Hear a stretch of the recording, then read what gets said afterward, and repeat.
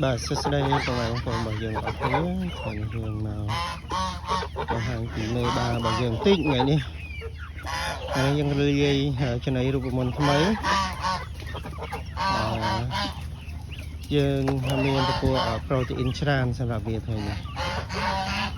vậy để dương bạn đã nó cứ dương miền tự tụ đại dương cần thì ở rồng mà sân tam phúm đại xa vì miền trồng cỏ trán thì muối thì pi dương praประเภท bột mót thì bấy dương pra ประเภท mê chùm nảy trái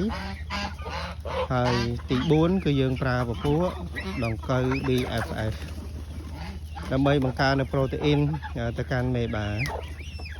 នៅក្នុងនេះយើងបើទៅលើមេបាច្រើនគ្រាន់បើដែរបន្តិចទៀតយើងនឹងរៀបចំដោយសារយើងមនុស្សទៅច្រើនយើងនឹងរៀបចំសម្រាប់ថ្ងៃសៅរ៍អាទិត្យរៀបចំឲ្យហើយរវាងប៉ាប៉ារី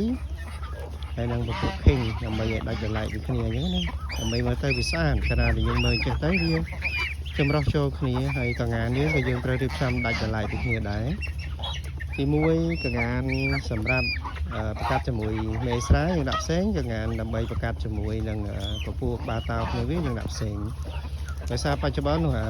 បាប្រកែកនេះវាជំរុះរោមវាទៅតែដោះរោមអញ្ចឹងណាអញ្ចឹងវាអត់ទាន់ជន់ហេស្នាមរបស់វានៅខ្ចីនៅឡើយវាអត់ទាន់ដោះអញ្ចឹងវាអត់ទាន់ចេះជន់នៃជន់តាសមួយណាអូខេឥឡូវយើងបន្តទៅមើលឆាកបន្តណានេះមិនដាក់ទៅកៅមិញអស់លេងមកប្រាវនោះតែនោះប៉ាប៉ារីដល់បានប៉ាប៉ារីសុទ្ធស្អាតល្អអូខេអរគុណច្រើនជម្រាបលា